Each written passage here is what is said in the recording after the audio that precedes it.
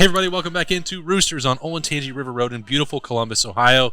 The Memorial weekend is in our rear view. It felt like the Masters because Jack tries to duplicate it.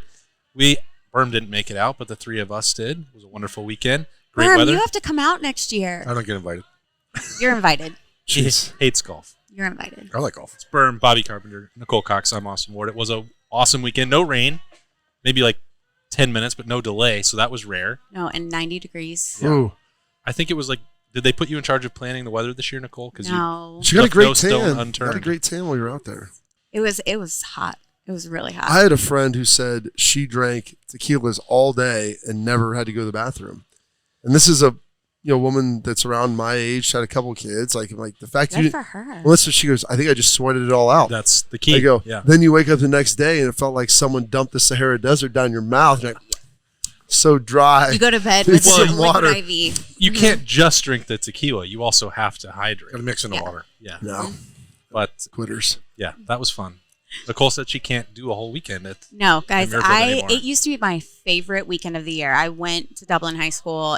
I grew up with it, and which I also, we were talking about some you other and Laura, people. it's just running around the course. There were people there was a guy who came into town who loved golf so much, and he was golfing with one of my friends from high school, and they were going to a course at 9. He goes, this guy had already been out to the tournament to check things, to see it. That's how much he loved it. I was like, I feel so bad. We just grew up around this, so we're just used to it. I would never make an extra stop out there, but it's really. You don't just pop into the tournament. But people do. They do if they love it a ton, which it is. It's the best thing Columbus does. It really is. It's the best thing Central Ohio does. That tournament, when you get great weather like that, a little hot, but I'll take that over the rain. It is fantastic. And Steph Curry, I have to he was there, and of course the kids were just dying. He was the sweetest thing ever. Probably Ohio's best ever basketball player. It was just awesome. He was born here.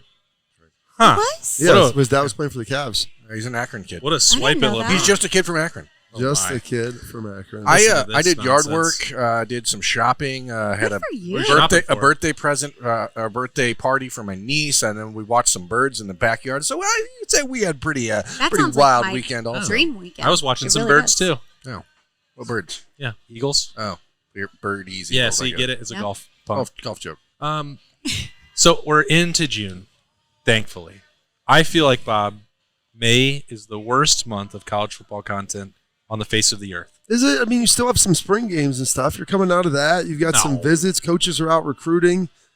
I don't dislike it as far as content. You got the SEC spring meetings, which are going on, which I know you love.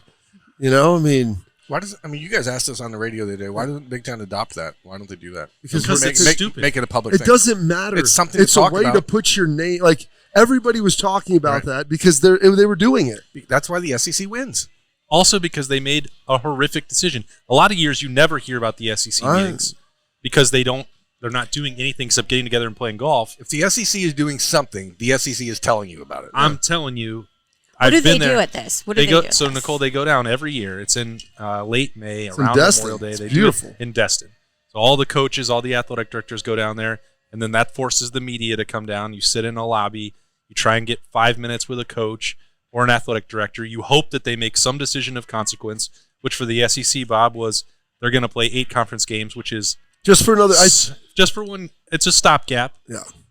But it also was a little bit of a reminder that maybe Nick Saban doesn't get whatever he wants in the SEC anymore, which is a pretty big change. It's a Game of Thrones. Well, Kirby. I think so. My opinion on events like that, I think some of the best business and the best relationships can be formed at things like that because you are taken out of your element. Like when you do, if I have a summit or something to go to here with a partner, it sounds super important. That's why she's wearing this power suit today. No. She's got a summit. Do you have a summit this afternoon? No, I don't. But when I do, it's in Columbus. So I'm like, okay, I've got 1 million other things I have to do for work. Once I get there, I love learning everything about it, but you're still I've got to get back to my office. I've got to do this. When you go out of town and you go out of everybody's element, you're forced just to relax and truly just form relationships and talk shop. And if Nick Saban isn't good at that, that's why he doesn't get his way. I'm just saying, I think that the Big Ten could learn a lesson in how to deal with media. And there are, like the SEC, I know Alabama, Georgia, they don't get a lot of like individual access down there. They don't have a lot of practice access. But those sort of things conference-wide are important, and it does open up the league to people actually caring about what they're doing or feeling like they can get insight or talk to these guys about it. Where we're sitting here, we get to talk to the coaches again in July, and you get 5 minutes where they're walking down a hallway, and it's just not, I don't know. It feels like it's just you just want to stay present. It's a way to promote your product. If nothing else, you're making it seem like you are important, and we're talking about it. National media talks about it because there's big brands that are there, and because of that, recruits. Those are the big schools, and people think it's important, and so you're just always present. It's always important. Nicole, you're a marketer. You understand, always being like front of mind. Hey, where do I want to go? Oh, there's these 3 places. Why? Because I just saw them, and people were just talking about them, and so it's just always being present. And yeah, maybe there's not a lot of stuff of like true consequence, but I will say this: they were talking about the NIL deal, how everybody says they need to get something national done, or at least get it done within a conference, and then maybe the conferences can get together and figure that out. Meanwhile, every AD or booster or whatever is talking to their local politicians and having stuff lobbied to make stuff more advantageous for their school and their state. Yeah, I get it. I just don't. As someone who had to go to Destin before and sit in those lobbies when there was nothing happening and trying to get stories out of that, it sucked. So I don't, even Big Ten media days. I would rather travel to Florida than sit at home. All of you are making really compelling points. I will say, though, I think it is, I'm saying it from a conference standpoint, that I think it's good that they get together and do that, because your brain isn't just full of all the other daily things that they might actually come up with some ideas and kind of work off those ideas on things. But I think they should work with the media better than they are. I mean, the Big Ten take has advantage meetings, of it. right? They go into Chicago. They just don't, it's not a media function. They don't schedule any press conferences. They don't have any availability. Because they're hoity-toity. They're not men of the people. Well, that may very well be the case. Anytime you can get Jim Harbaugh and Ryan Day in a room, you should do it. They put Petitti's opening press conference up against the NFL draft on a Friday night. That's all you need to know. I didn't even get an invitation on Zoom. I don't even know who was invited to it. I've covered this league for 14 years now. I mean, Kevin Warren's press secretary threatened to choke you to death. That's true. That did happen. Right. Punch me in the throat is what I apologize. But again, anytime you can get... I don't know how that is for relationship building. It worked out great. It worked out great for me. Yeah, they had a better relationship after. We got through it. The airing of grievances. If you can get Jim Harbaugh and Ryan Day in a room together, I don't care if it's May, I don't care if it's July, I don't care if it's November. I think it's good for the conference to have those guys in the front of people's minds. Why? Because you want like a made-for-TV boxing match? Yep. Okay. Exactly. Yeah. I am going to miss that with Kevin Warren and getting threatened in Big Ten media days. That's one of the highlights of my career. Miss Cecil did a great job for him. Oh gosh, we're not. Don't even go down there with that. That's who threatened to punch me in the throat, Bob. I had a conversation with her husband, who I respect a lot. Yeah, but he actually reached NFL legend. He reached out to me because we met some similar people about all of these things that are going on. So you and I were one of the only ones that were publicly criticizing what was going on with Kevin Warren. They didn't appreciate that. Well, exactly. And you know what? You're getting paid a lot to actually control the narrative. Do a better job of it. Yeah, that was... How about this guy? Could you get this guy in the room with him? Oh, boy. Yeah, let's... Well, this guy. That's fancy. Right there. I saw that. Chuck coming. The weird stuff that's coming out of these official visits, maybe we'll get into that in the second half of the show. It's my man, Coach Tuck at Michigan State. Yeah. Okay. I just saw that on Instagram yesterday. This is an interesting... way to go about it. We'll talk about that with Berman the second half when we get into some recruiting stuff. We do have some fried mushrooms. Fried mushrooms Thursday. Appetizer Thursday. They're going to be $3. Justin missed out. His dad missed out. These are Bill Zwick's favorite too. Mm-hmm. He's going to miss out. They're perfect, delicious, perfectly fried and delicious. They'll still have them next week. And check this out. Nicole Nicole made this happen. No, I didn't make this happen. You said you wanted it. I thought we were going to have it. Burnin' Blackberry is my favorite sauce. I will bring some out, guys, for us to try. It is limited time. Favorite. Limited time only. Burnin', Blackberry, and Chipotle. Mm-hmm. You can get them on wings, or just as a dipping sauce. That seems aggressive. Just like all of our other wing sauces. Wow. Yeah. Yeah, get on I'm going to get Burnin' Blackberry today. Oh boy, I can't wait. So I love it. You want to come in and get that now? Yeah. How limited is the time, Nicole? We haven't. I feel like it's kind of maybe a summer thing. I'm like, please let it just stay. Because I remember let everyone love it. The Nashville Dry Rub was on the test menu at this location at the same time as Burning Blackberry Chipotle, if I'm not mistaken. But only one was survived. On the menu. No, Chipotle was on the menu. Burning Blackberry, I can't remember if it was on the menu or not, but I know everybody loved it. So I think we had some supply issues for a while as well. Yeah. It was all during running time. out of blackberries. Yeah. I'm not quite sure what happened. I think it was around COVID But times. I mean, like, I'm just so excited they're here, and how awesome! I just love it. Great I sign. can't wait to get it today. So Berm wants Jim Harbaugh and Ryan Day in a room. Yep. And Often as possible. Last week, Ryan Day went on Chris Holtman's podcast, which is Wait, Holtman's got a podcast? Apparently, everyone's got a podcast. Day, they're putting together one, I think, with Day. He is putting one together. It looks like... I would love... This is so great. Coaches going on other active coaches' podcasts. Yeah, I think the debut episode, which if you're getting... We've lost our you have minds. the head basketball coach interviewing the head football coach, which, whatever, it's great.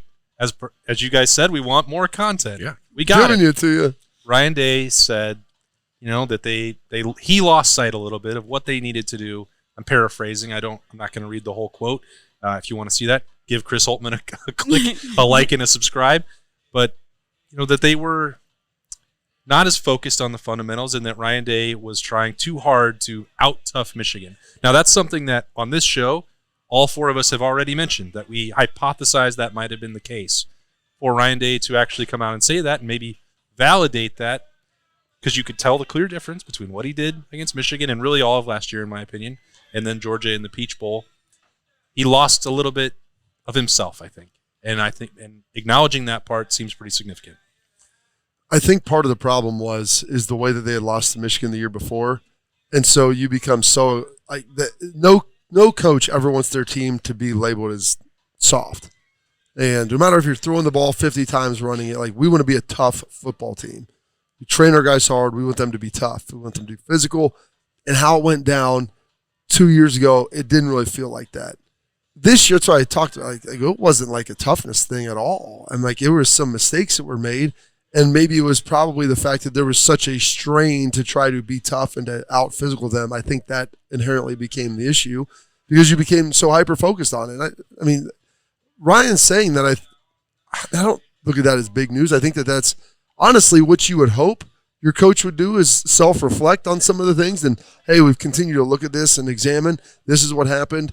This is what we're trying to do. And this is how we're going to try to alter it and make sure that this doesn't happen again. That's what your memory is for, so you can remember why things happen to eliminate those from potentially happening again and reoccurring in the future. So I think that's really smart of him. I think anybody who – and I have a real problem with people that can't admit like what the truth is in something just because it may make them, I don't want to say look bad, but it's like it's a flaw. Listen, man, everybody makes mistakes. Things happen. Like, you lost the game. Why? Okay, let's look at it. Let's look at real reasons. And so that's why I really enjoy Ryan is like he can be honest about situations where a lot of coaches would, dance around the point and not really talk about it. Yeah. I think the strongest, most intelligent people in this world are the ones that can admit their mistakes. And because we are all human, mistakes happen. It's just like food orders. There are things that are going to go wrong in the kitchen. And we just always feel like if you genuinely are sorry and apologize or, just admitting this was our mistake, people are really understanding, And, I mean, it's just human nature. I don't think Ohio State fans are really understanding when it comes to this, but I do think I was talking about it, I was like, maybe this doesn't work. Yeah. It is important that he recognizes it, and it's a sign of for people to remember that he's going into his 5th year as a head coach. Yes. And it's not a guy that has been in this position for 20, 30 years who's all of a sudden like, I'm an iron fist and I refuse to change my ways or I'm not going to recognize. The way that Ohio State lost to Michigan a year ago in November, we talked about it right thereafter. That was not a game that Ohio State quit or they got out physical. They just simply were playing in a headspace that was wrong. You could see it on the field at halftime. They just didn't seem to understand that Michigan was a lot more skilled than they thought they were going to be. Like the year before, Michigan it was just go out, line it up, and beat you. And Ohio State then tried to prepare clearly for that. And then you watched as this version of Michigan was a bit more athletic and had a little bit more in the in the basket, ready to deploy to catch you off guard because they knew Ohio State was going to come out that way. And you guys, it was just expected. For so many years, we beat Michigan, and people it was just expected, and it kind of I personally think it took away a little bit from the rivalry. I mean, I feel like now it's right back to where it used to be when I was younger, I don't know. I mean, that's the vibe I get.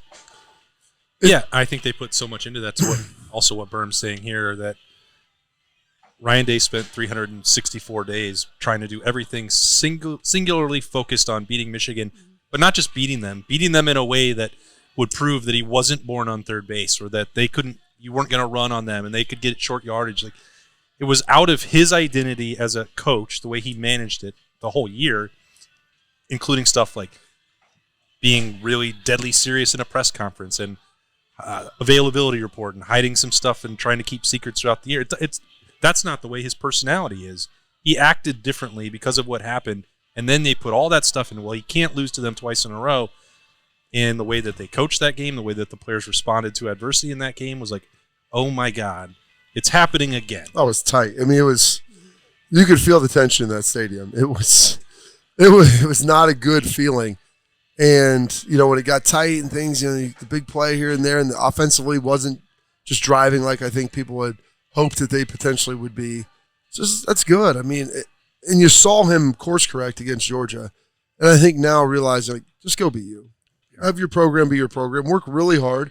Be tough. Be this. But don't become so obsessed with one particular thing that you lose sight. I mean, you're focused. You're just staring at the tree, and you lose the forest. I agree 100%. And I think the problem with that is that he did that because it worked for him in 2019 going into 2020. But going into 2020, you lost to Clemson in 2019, and he went all in on Clemson for that year. But 2020 was a weird year, and you didn't have all the other distractions. You didn't have NIL. You didn't have the transfer portal. You didn't have all this other crap that was going on.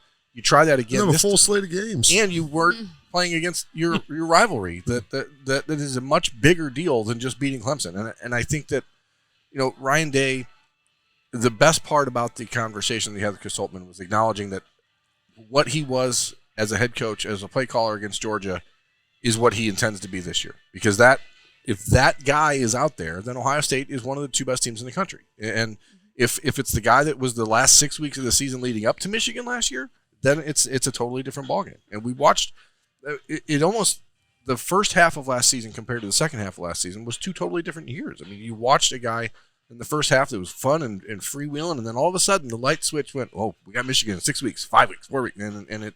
And there's no fault to him on that either. I think that's the part that intrigues me the most of how do they deal with that? Like that kind of pressure, because it's real. Like it's on his job, it's on everything. And I really hope, I believe he will be. I mean, he is constantly adjusting his sails, learning from everything he does, which I think is great in a coach. I mean, he's a great coach to begin with, which is obviously very important, but at least he's always willing to learn, which makes only you better in life. The best leaders, that's their characteristic right there. I mean, they're always trying to learn and improve. Yes. A lot of people are like, I've gotten here, I've been successful, we've been successful doing it this way, just keep running it back. And, we'll get better players, things will happen and break. But just continuing to always kind of look and learn. That's one of the things that I always, especially as I've gotten older, admired about Jim Tressel, is his ability to always kind of continue to look and learn. Even, when he's at Youngstown State, and I ask him every year, like, what books are you reading? Like, I want to know how you're what you're reading to how you look at things in life. And I felt like Ryan, I told him he's a pretty happy medium between Urban and Tress with kind of how he goes about things, his desire to win and this and that. But he's the one thing that he definitely has is that Tress, like, we'll call it curiosity, but always like self-introspection and like understanding, what are these people doing over here? What are they doing over there? What am I doing? Like, can I be doing something different to help us win? And, talking to our coaches, is it set up right? And part of it too is right now, I mean, you're in the period of greatest volatility ever, I think, in college football, but just continuing to like learn and continuing to push on that. And it's the way that you get better. And so I've been very impressed with what he's done. I agree. We've heard coaches for years, as long as I've been doing this. Thought the game plan was good. We just didn't execute. I mean, that's not what he's saying about what happened on November 26th. Like, the game plan wasn't what they needed to win, and the approach that they used, like, he didn't say, we called up that play, 4th and short, and CJ, just barely misses Cade. It's a different game if he catches it. Or looking at those things could all be true. That could all be true, but that's also why a lot of coaches may say it. It doesn't work because it comes off an excuse if the coach says it. Yeah, and that's true, and you can say that, but then let's also take a look, because there's some other things that could have been wrong. People usually just focus on this, and yeah, can we get an inch better there, an inch better there? Sure. But let's take a look at kind of everything, and always, how do we kind of get that inch better? Everyone's like, we'll make that up. We'll work harder to get there. Well, working harder isn't always the answer. Not that maximum effort isn't good, but is there a smarter way to try to get to that point?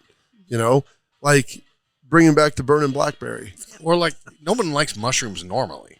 So the best way to get people to eat them is to put them in batter and fry them. Exactly.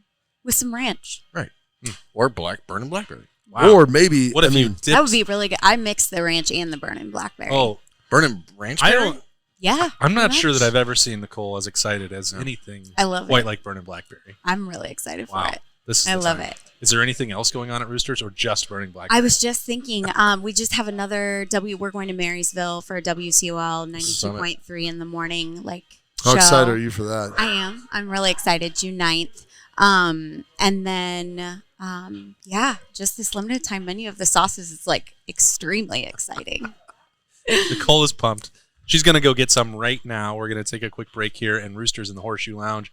It's a fun, casual joint. Roosters has been so fortunate. We just want to be able to give some of that back to the community. They donate to organizations that are near and dear to their heart, and we're so fortunate to have been with Roosters now for a long time. They will always go above and beyond to help support our foundation to further help veterans. It's just a wonderful feeling to know that Roosters supports the Buckeye Cruise for Cancer. All the folks at Roosters are just genuinely kind folks, and they want to make a difference. Thank you, Roosters Foundation. Thank you, Roosters. Thank you, Roosters. Thank you, Roosters Foundation. Welcome back into the Horseshoe Lounge at Roosters. That is a fun, casual joint. Nicole Cox is back there making more burning blackberry sauce for everybody. And without Jay-Z here, which obviously we can feel his absence. Yeah. And there was nobody willing to step into his shoes this week. So just the three of us. There were people willing, just not that worked on everyone's time. Willing and able, the ability. I didn't name names, so they were never going to worry about what I was saying about it. They do worry. They might. You're right. They worry about everything. But camp season is here, and recruiting, the calendar has ramped up, and both of you are quite involved in your own unique ways. Well, I mean, I was over there this morning. I'm just looking at how terrible that looked out there. I mean, it was the kids' camp, and I'm watching through the big window upstairs, and the guys are all up there. And they're kids. This is no joke. Tommy Eichenberg is playing rock, paper, scissors through the window, down on the field with this kid, and he looks at him. I'm like, okay, this is pretty remarkable. What I'm watching here, a long distance game. Long distance rock paper rock paper scissors with Tommy and a third grader. Those are how you get the pictures of Dwayne Haskins though with Urban Meyer when he was 11 years old. That's cool. I thought Urban offered him. It's not good football on days like today, but Thursday when they have the first of the high school camps, that's when things get exciting. It's awesome. It's such a cool day to be around there because there's 700 kids and coaches from all over Ohio and Pitt and different colleges around the Midwest, and then you have the best access to just talk to these coaches and just get to know them as real people this week and these next couple of weeks. So it's an extremely long day. It's not. You got to be hungry. It's not like the wolf. Yeah, and you get some Vladi sandwiches. Never a bad idea. As long as they bring the turkey ones. Sometimes. If they don't have the turkey sando for Berm. The turkey sandwich is good. I'll tell you this. That thing has staying power. Yeah. They would give us those after the game. I once ate mine the next day. It sat on my, unrefrigerated. It doesn't even need to be refrigerated. No, it sat on my nightstand. And you know what? I woke up with glassy eyes and was tired and pretty hungover. And that turkey sandwich, warm, hit the spot. There's a nice little banana right next to it. Oh, yeah. And the cookie, it's so moist. Back up, banana breath. It's really, really awesome couple weeks for kids who are coming into town for media. I mean, it's a weird bonding day for everyone because we just stand there from 8 a.m. until 5 bondage. p.m. Yeah, I mean, bondage is good. Anytime you can get a chance to connect with people. it's worthwhile. And then you get to see the occasional like random like surprise player like last year. Ooh, first. Is this like SummerSlam? This is Berm's season right here. Yeah. Well, like last year, he wasn't on the list. Oh my God, that's Dwayne Haskins' music. I mean, when you see like Chris Henry Jr. last year as going into his freshman year, and you're like, who the hell is this 6'4", 14-year-old? He basically was 14 pounds. He was pretty skinny. But he was dominating everyone, and then you are talking to coaches, and like, there's no way Heartland's going to offer this kid who's not even in high school yet. And then someone goes, well, actually, that's Chris Henry Jr., and he just offered him. I'm like, oh wow, So is that Chris Henry's son? Yeah. Okay. And he's he's going to be one of the best players in the country in the class of 2026. But when you get eyes on someone like that early, it's like, wow, that's the difference, and you can really see like the separation between like the great potential prospects and then the kids who are there just trying to learn how to play football. And there's a good mix. Just tell how excited he is for the start of camp season. I love it.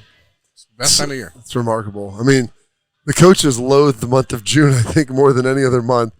The Berm is just so juiced up to be out there. I peeked my head out there. I'm like, this looks terrible. Did you work it when you were in school?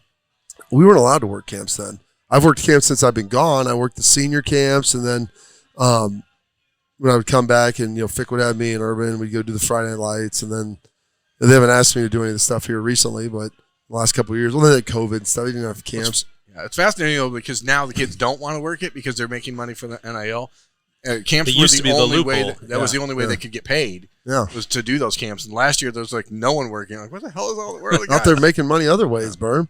I was a camper here. I went just as a rando, the kid you talked about, just a rando kid coming up here. They used to do 2 4-day camps, like 4.5-day camps. Overnights? Overnights, yeah, you had to stay in the dorms. Yeah, and that was fun. And I went with a couple of my buddies, and we came up here, and we stayed at Morrill Tower my first year. And randomly enough, Doug Daddish was our suite mate, and a couple of his high school buddies, who ended up being my roommate my freshman year in college. Okay. We were freshmen. I mean, not being recruited guys. Both of us, I think, started, but I mean, 100. You had started, but your father played in the NFL. They didn't. Dude, this wasn't there were no advanced. You were an invited guest. Yes, there were none of that stuff. I got there. You know how I know that I wasn't invited is because you know how they would divide up 7-on-7 teams. Here's the linebacker line. How many 7-on-7 teams are we gonna have? Well, it's number one. How many quarterbacks? They figure that out. Okay, your 7-on-7 teams, and they were like, we're gonna have 24 of them.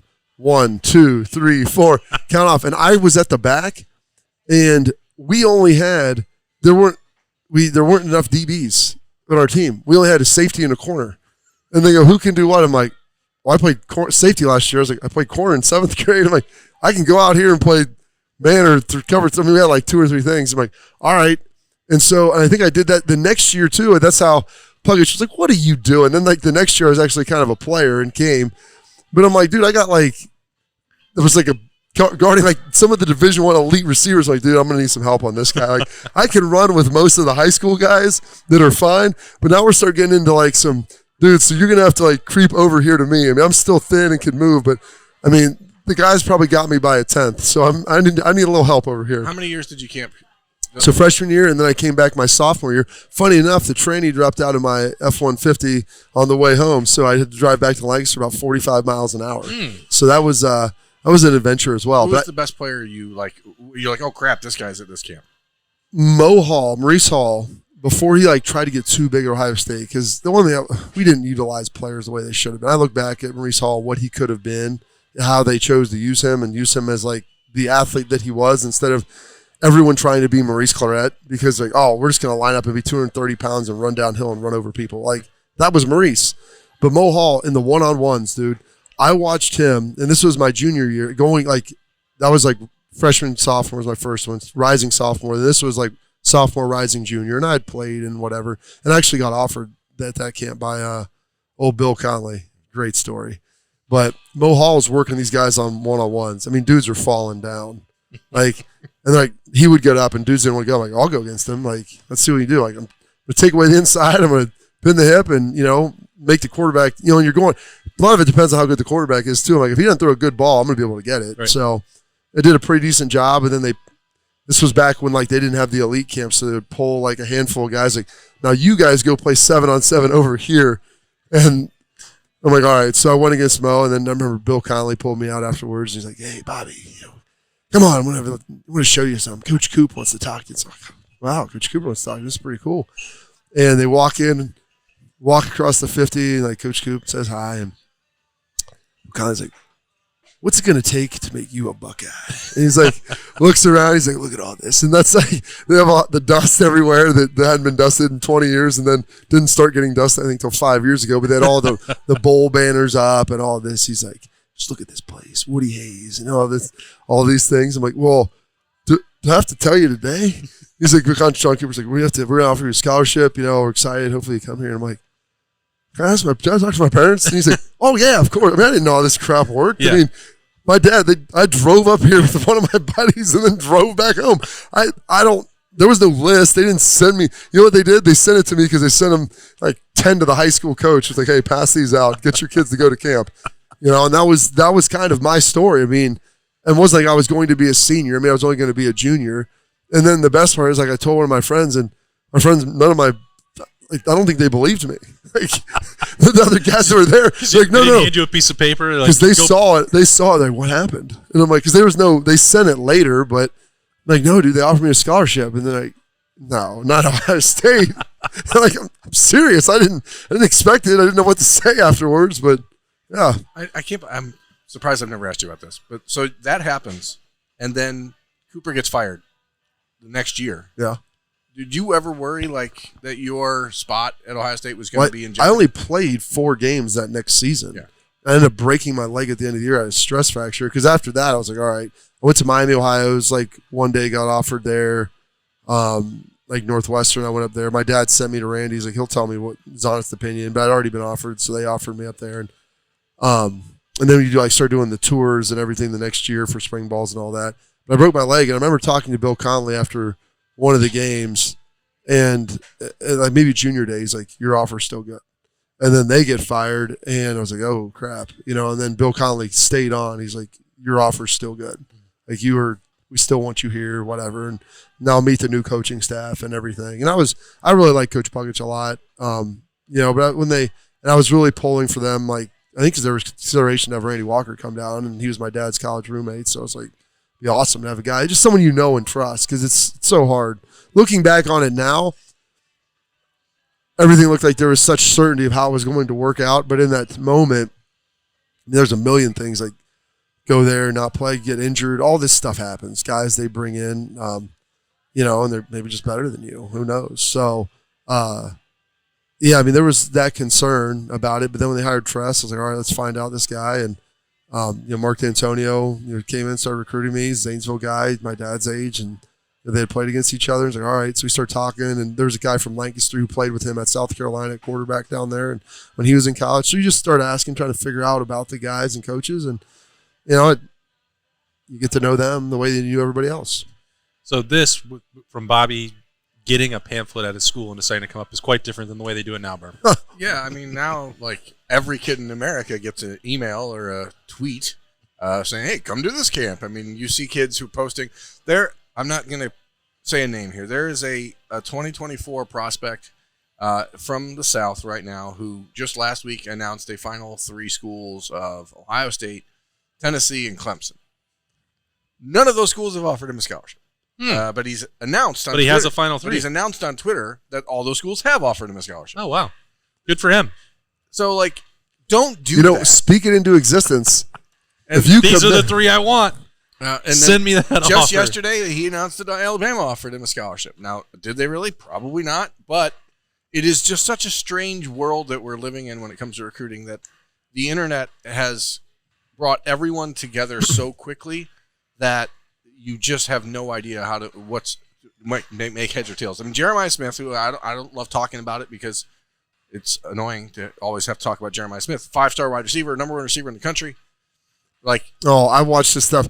Ooh, is he committing somewhere else? That's the dude who was at Oregon. No, he just took an official visit this weekend to Florida. Yeah, changed his Twitter bio, changed a photo. People freak out. I understand, but then like fans of other schools. These visits are free, Yeah, and now you can take as many as you want. Yeah, I'm starting to grind on my kids even harder because I want to be a parent taking these recruiting visits. Vacations for the parents. These are not just limitless. These are not just free. When you're dealing with the SEC, these are money in your pocket. Yeah, all inclusive. Even better. Plus.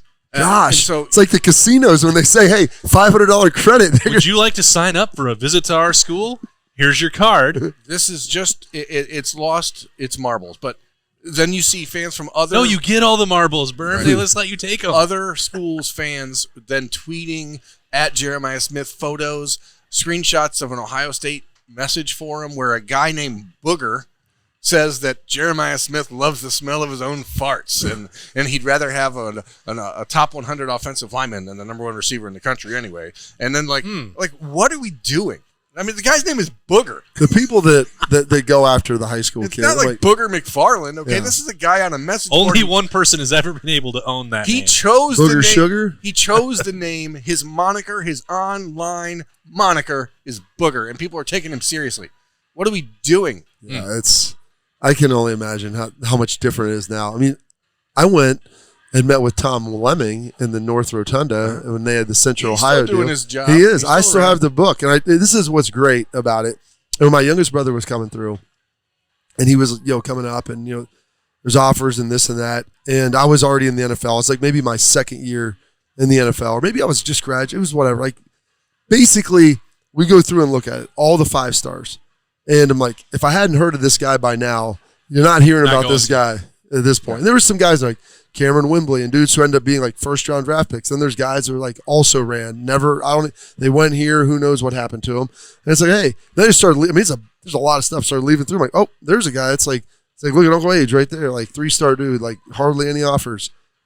Becomes a really good player. And so you see guys like that and just going through it all, I'm like, it's a very inexact science when you're trying to figure out guys' ability, and then you can see, but really their character and willingness to work and develop. I think that's actually one area where social media and the internet has made it much easier for coaches. Yeah, you see what these guys are. You see who people are very quickly on social media when they think you're not paying attention, like who they are before they start getting offers or whatever.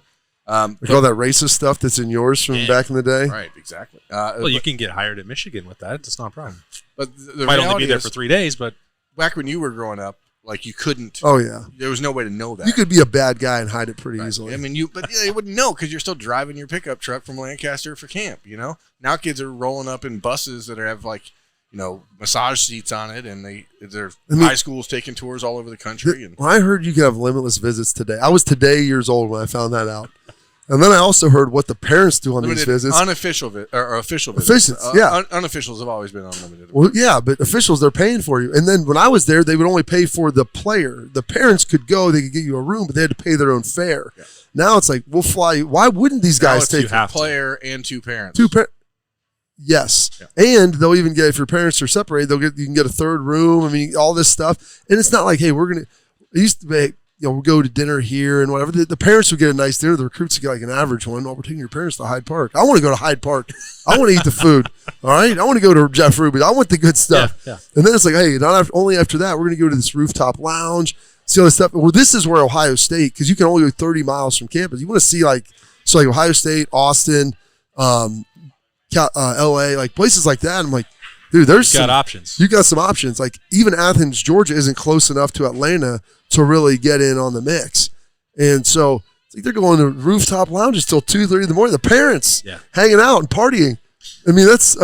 I do kind of feel bad for the coaches now. That's why I've heard that. You wonder, like, Miami's been really active in the NIL space that we know of, but if you're not taking a visit to Miami, what are you doing? Put me on the list. My kids, I'm making sure they're going to be good. Whatever it takes. That's where schools have to be judicious and decide, hey, are we actually going to allow this visit to happen? But it's hard. It's like, it's hard to say no. Is it real or not? Yeah. And if there's any chance you think it could be, we're going to say no to a top 100 kid if he says, hey, I want to come here. Yeah. We're going to come on a visit. Challenge. The schools haven't gained any additional visits. They're not allowed to have more visits than they were before. 56 or whatever per calendar year. But now, it used to be that those official visits started August 1 or so September you could only 1. take September. You only had so During much the season. time. Right, now they can start in April. Yeah. And take as many as you It's your want. summer vacation. Maybe it'll really help a school like Wyoming to get people out there to Laramie. Like, I'm not sure about that, I but don't know. I do think people Show me the last, John Dutton out there. Last week we saw Ohio State's quarterback commit Aaron Noland.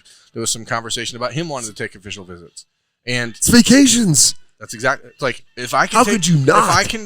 If I can fly my mom and dad around the country, Yes. take them to Oregon and go see a place, or take them down to Miami or go to Baton Rouge for a weekend. Like, why would you not do it? Test the cuisine, get the food. I mean, mom and dad, now I understand when guys like the parents want to take more visits. I'm like, of course. well, hell yeah. When you're hanging out at Mandrake till 2:30, and it's all on you. Hey, I'm drinking Don Julio 1942. Hey, you got this? Perfect. We're good to go. The school's got Bring this me covered. another. Hey, right here. You know what? Just leave the bottle. Just leave the bottle right here. We're just gonna hang out. At some point, fans may have to adjust their expectation of what is acceptable behavior from a commitment.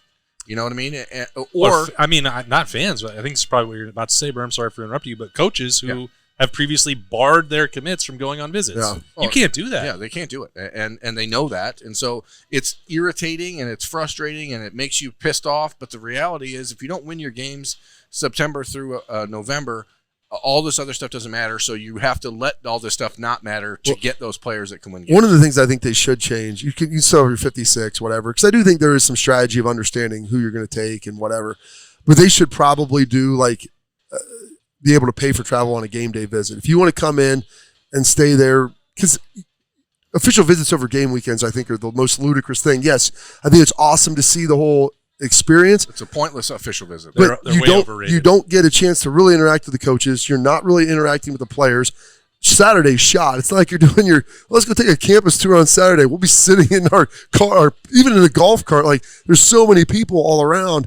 And so they should, I think, probably be able to change it to where, hey, if you want to come in, you can either come in, you can stay the first, like a Friday, and then leave Saturday, or come in Saturday and leave Sunday, and be able to have like a game experience visit that doesn't count as an official. If there is one area where the Big Ten has not caught up to the SEC or some of the Pac-12 schools, et cetera, it is paying for unofficial visits.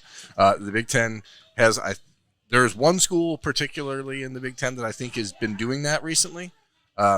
The rest of them aren't, and at some point, the league is just going to have to say, you know what, we're going to. So is that a league rule, or is that no? It's just an it's an NCAA rule. It's totally illegal, but there are no rules anymore, so it doesn't matter. But there are still a handful of teams. Think back to the McDonald's bags. Yeah. That's how you're funding trips to go see. There are still people in the conference. I thought you would actually turn them in your miles and they would reimburse you. Yeah. Was it 60 cents a mile? Something about a paper trail that you don't want. Whatever's happening.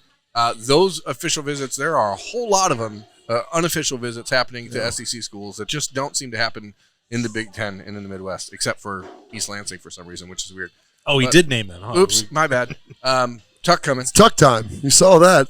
Beautiful photos. Beautiful segue. Is that your favorite part? These crazy new photos coming out? I know. Did you see I love Gus photos. Malzahn? Gus Malzahn, because UCF is leaning into being in Orlando and the whole NASA thing. Yeah. Gus Malzahn, On a spaceship as an astronaut. full-on spacesuit. Yes. Space U. Space Cowboys. I love it. Great. Full-on space. Gosh. Full-on spacesuit in a picture with a recruit. Listen, dude. John Glenn's from Cambridge. Let's get lean into it. Lean into that. Neil Neil Armstrong. Armstrong. Buckeye. What are we talking about? Ohio is the center of space travel. That's right. It really is. All right. By the way, I didn't also know this. Ed Sable went to Ohio State, the founder of NFL Films.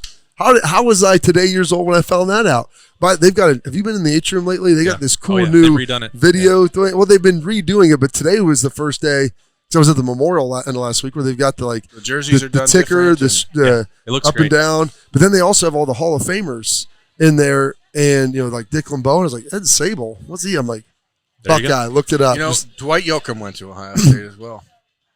I don't think Jeffrey Dahmer? He's not in the football Hall I of Fame. don't know. Jeffrey Dahmer. I mean, listen, he's probably one of the most famous. Dwight Yoakam and Jeffrey Dahmer went to Ohio State for, I think, the same amount of time, like one semester. Ted Kaczynski went to Michigan. One of those guys had a great career, and one of those guys went a different path. Makes pretty okay music.